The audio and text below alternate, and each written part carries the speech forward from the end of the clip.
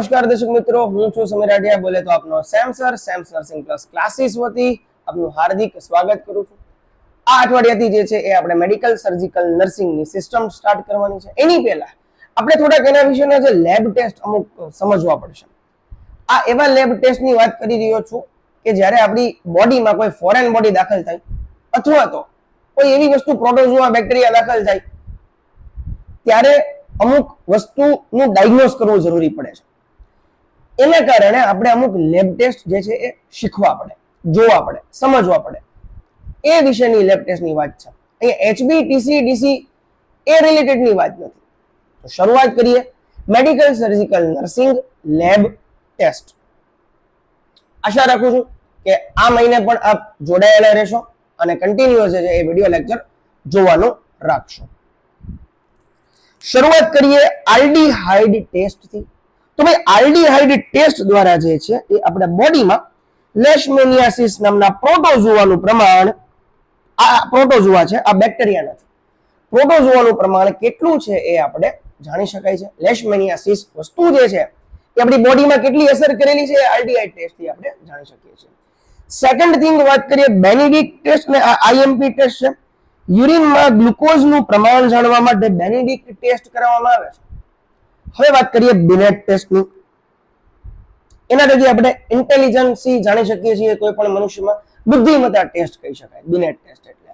હવે વાત આપણે કરીએ બેંગલ ટેસ્ટની વાત કરીએ. બહુ નાના અને એક સિંગલ લીટીના જ છે એટલે તમને સમજી શકશો. બહુ સારી રીતે ઈઝી વેમાં સમજી શકાય એવું છે.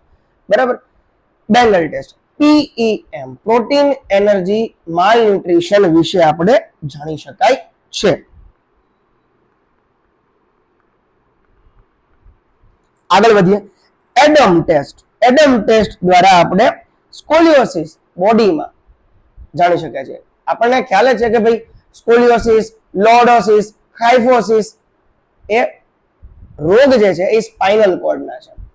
ઓકે, તો એડમ ટેસ્ટ દ્વારા આપણે સ્કોલિયોસિસ વિશે જાણી શકીએ છીએ. આગળ વધીએ એલન ટેસ્ટ. ABG એનાલિસિસ જે છે એ જાણી શકાય છે.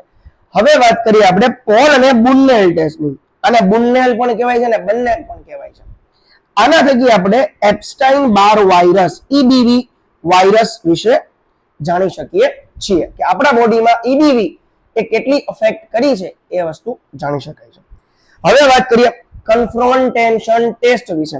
સેન્ટ્રલ અને પેરિફેરલ વિઝનને જાણી શકવા માટે કન્ફ્રોન્ટેશન ટેસ્ટ કરવામાં આવે છે. આગળ વધીએ sweat chloride test cystic fibrosis વિશે જાણી શકાય છે. આગળ વધીએ ફર્ન ટેસ્ટ અને નાઇટ્રાઝિન ટેસ્ટ. એમનિયોટિક ફ્લુઇડ જે છે એ લીકેજ કેટલું થઈ રહ્યું છે એ વિશે જાણવા માટે આપણે ફર્ન ટેસ્ટ અથવા તો નાઇટ્રાઝિન ટેસ્ટ કરવામાં આવે છે. આગળ ફાલેન ટેસ્ટ અથવા તો ફેલેન ટેસ્ટ. કાર્પલ ટનલ સિન્ડ્રોમ છે કે નહીં એ વિશે જાણવા માટે આપણે ફાલેન ટેસ્ટ કરવામાં આવે છે. હવે વાત કરીએ આપણે ગોલ્ડ ક્વાન્ટિફેરોન ટેસ્ટ દ્વારા આપણે ટીબી વિશે જાણી શકીએ છીએ. આગળ શરૂ કરીએ ગુથરી ટેસ્ટ.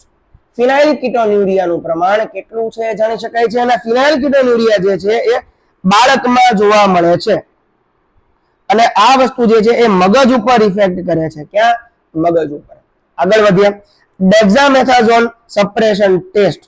આના દ્વારા આપણે ACTH એડ્રીનોકોર્ટિકોટ્રોપિક હોર્મોન નો સ્ત્રાવ કેટલો થાય છે આપણે જોવા માટે ડેક્સામેથાઝોન સપ્રેશન ટેસ્ટ કરાવવામાં આવે છે. ડિક ટેસ્ટ. આ ડિક ટેસ્ટ દ્વારા સ્કાર્લેટ ફીવર છે કે નહીં, સ્કાર્લેટ ફીવર વિશે જાણી શકાય છે. હવે વાત કરીએ ડાયરેક્ટ કુમ્બસ ટેસ્ટ વેરી IMP. આના દ્વારા આપણે હિમોલાઇટિક એનેમિયા એટલે કે RH અસંગતતા વિશે જાણી શકીએ છીએ. હેઝ ટેસ્ટ યુરિનમાં બાઇલનું પ્રમાણ કેટલું છે, બરાબર છે. યુરિનમાં બાઇલનું પ્રમાણ કેટલું છે એટલે કે પિત્તનું પ્રમાણ કેટલું છે એ જાણવા માટે આપણે હેઝ ટેસ્ટ કરીએ છીએ. Phosphate test. પાસ્ચ્યુરાઇઝેશન વખતે ફોસ્ફેટ ટેસ્ટ કરવામાં આવે છે. Hanging drop test. Cholera very most IMP વસ્તુ છે, બરાબર છે. કોલેરા નું પ્રમાણ જાણી શકાય છે. કોલેરા છે કે નહીં એ જાણવા માટે હેંગિંગ ડ્રોપ ટેસ્ટ કરવામાં આવે છે. હાલો ટેસ્ટ, CSF લીકેજ કેટલું છે એ જાણવા માટે હાલો ટેસ્ટ થાય છે.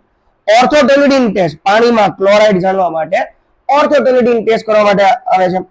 વેરી મોસ્ટ આઈએમપી અથવા તો વેરી ટ્રિપલ વેરી આઈએમપી પૂછાય ગયેલો ક્વેશ્ચન છે.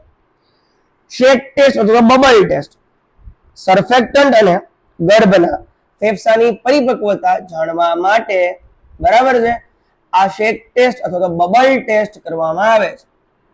હવે વાત કરીએ ક્વેઇન ટેસ્ટ, એના દ્વારા આપણે સાર્કોઇડોસિસ જાણી શકીએ છીએ.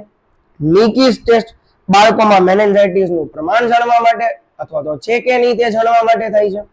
ટુર્નિકેટ ટેસ્ટ, ખ્યાલ જ છે, ડેન્ગ્યુ માટે વપરાય છે.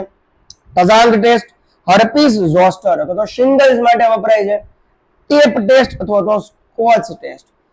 દર્શક મિત્રો, આ સ્કોચ ની વાત નથી થતી, આ સ્કોચ ટેસ્ટ ની વાત થાય છે કે જેના દ્વારા પિન વોર્મ વિશે જાણી શકીએ છીએ. તમને ખ્યાલ જ છે કે ઘણા બધા પ્રકારના વોર્મ આવે, રાઉન્ડ વોર્મ આવે, ટેપ વોર્મ આવે કે જે બાળકોમાં જોવા મળે છે, એટલે કે કૃમિ વિશે જાણી શકાય છે.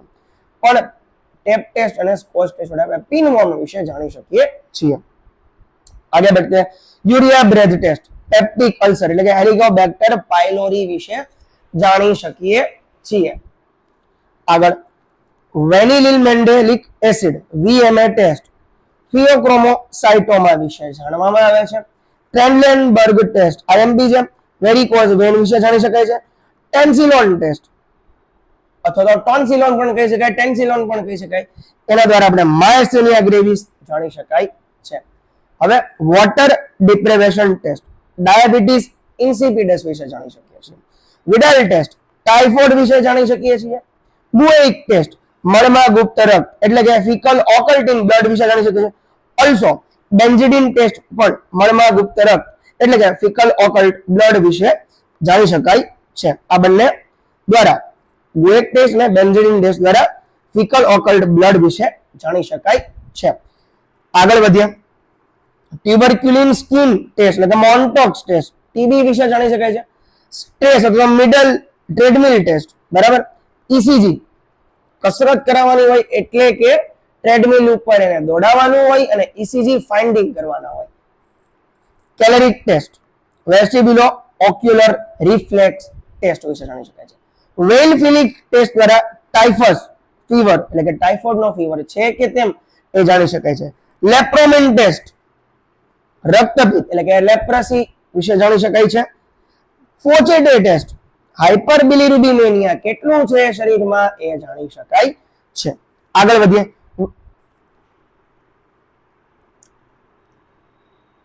રોર્સચ ટેસ્ટ એટલે કે પર્સનાલિટી ટેસ્ટ કહેવાય સાહેબ આને. કયો?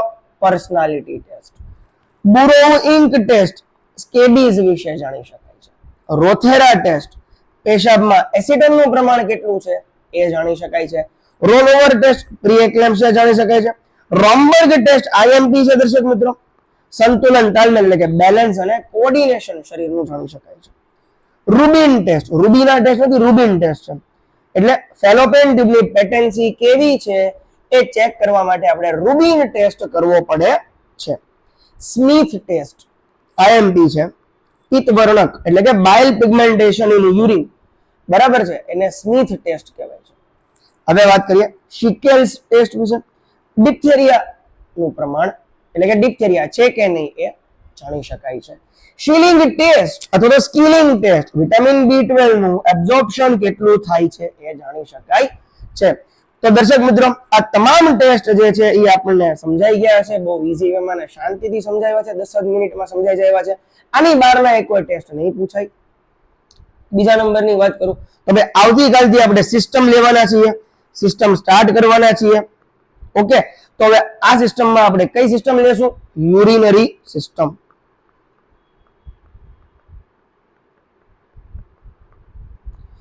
આ અઠવાડિયામાં યુરિનરી સિસ્ટમ લેવાની છે, સાથે એક જીકે નો ટોપિક પણ લેવાનો છે અને સાથે સાહિત્ય એટલે કે ગુજરાતી સાહિત્યની પણ શરૂઆત કરવાની છે. માટે સાથે રહેજો, જોડાયેલા રહેજો. બીજા મંથમાં પણ ઘણી બધી વસ્તુઓના ફેરફાર થવા જઈ રહ્યા છે, ધરખમ ફેરફારો થવા જઈ રહ્યા છે, બરાબર છે. તો પ્લીઝ જોડાયેલા રહેજો. આભાર.